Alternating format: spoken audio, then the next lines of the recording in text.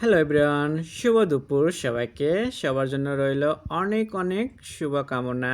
সবাই যে যেখান থেকে আমার ভিডিও দেখবেন সবাই ভালো থাকবেন। আর আমার ভিডিওটাতে আজকে দেখাচ্ছি আমি আমাদের গাছ থেকে কুমড়ো শাকগুলো কাটিছি, এভাবে দেখতেই পারছো তোমরা। তো তুলে নিয়ে আসলাম কেটে এভাবে। এখন এটাকে আমরা সুন্দরভাবে বেছে নেব। নিয়ে আমি এতগুলো তুলেছি, তো আমাদের একদিনে তো রান্না করে শেষ করতে পারবো না কিংবা খেয়ে দিয়ে। তো আমি কিছু আজকে ডাঁটাগুলো আজকে সব আলাদা করবো। এখন ডাঁটাগুলো আমি সুন্দর করে চিংড়ি মাছ আর আলু দিয়ে একদম ভুনো ভুনো করে দেখাবো আপনাদেরকে।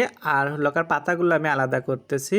সো পাতাগুলো দিয়ে আমি পরবর্তী যেন ভর্তা কিংবা ডাল দিয়ে রান্না করতে পারি সেটা রেসিপিও আপনাদেরকে দেখাবো। তো যাই হোক, আজকে এই ভিডিওতে আমি শুধু দেখাবো যে আমি এগুলোকে কীভাবে কিলিংগুলো করতেছি। সো আলাদা আলাদা করে রাখতেছি, সেটাই দেখাচ্ছি এটাতে। তো আপনাদের আশা করি ভালো লাগবে। আপনারা সব ভিডিও আমার দেখতেছেন, সাপোর্ট করতেছেন, আর আমিও কিন্তু আপনাদের সম্পূর্ণ ভিডিওগুলো দেখে করতেছি।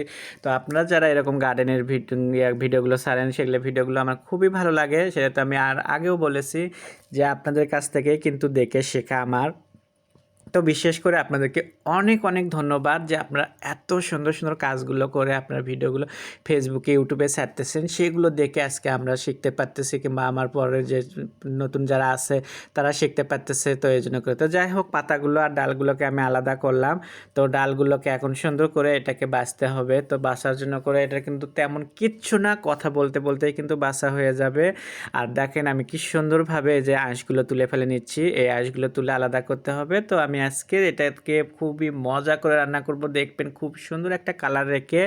তো এটার একদম গ্রিন একটা সবুজ একটা কালার রেখে আপনাদেরকে দেখাবো, মানে কি বলবো আপনাদেরকে। তো এখন আমি মোটামুটি বাঁচতেছি। আর আমার এই ভিডিওটা আপনাদের কাছে কেমন লাগে এটা অবশ্যই কমেন্টের মাধ্যমে জানাবেন। আর বেশি বেশি করে আমার ভিডিওগুলো একটু দেখবেন, একটাকে লাইক দিবেন, কমেন্ট করবেন, শেয়ার করবেন।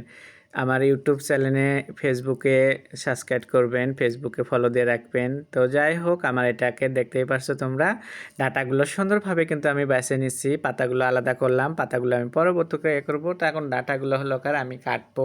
তো যাই হোক, এর আগের ভিডিওতে আমি ডাটা কাটাগুলো দেখাছিলাম হয় একটু লম্বা লম্বা করে কিংবা করে অন্যরকমের একটা সবজি করে দেখাছিলাম, সেটাও খুবই সুন্দর ছিল, খুবই স্বাদের হয়। আজকে দেখাবো একটু ছোটো ছোটো রিং রিং করে কাটে নিচ্ছি আমি। দেখো আমার রিংগুলো এরকম সুন্দর। তো এটার সাথে আলুটাও কিন্তু একদম এরকম একটু করে ছক্কা করে ছোটো করে কেটে নিতে হবে কিউব আলুটা।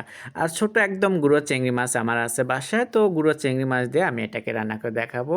তো এই যে দেখতেই পারছো তোমরা, আমি এরকম রিং করে বাকি সবগুলো ডাঁটা কেটে নেব। তো আমি এই তরকারি থাকলে পর্যন্ত সত্যই বলছি যে আমি যদি এই তরকারি রান্না করি, আমার আর ভাত দিয়ে খাওয়ার জন্য অন্য কোনো তরকারি লাগে না। আমি এটা দিয়েই একেবারে পেট ভর্তি করে ভাত খেতে পারি, কারণ এই তরকারিটা এত মজা করে আমি রান্না করে দেখাবো।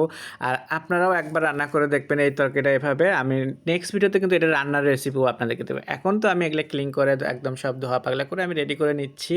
তো এটার একটা ভিডিওতে আপনাদেরকে দিলাম, আশা করি এই ভিডিওটা আপনাদের ভালো লাগবে। আর পরে যে ভিডিওটা থাকবে রান্নার এটার, সেটা আবার দেখার জন্য আপনারা আমার দূরত্ব ইউটিউব চ্যানেলটাকে সাবস্ক্রাইব করুন, তাহলে আপনাদের একদম দূরত্ব চলে যাবে।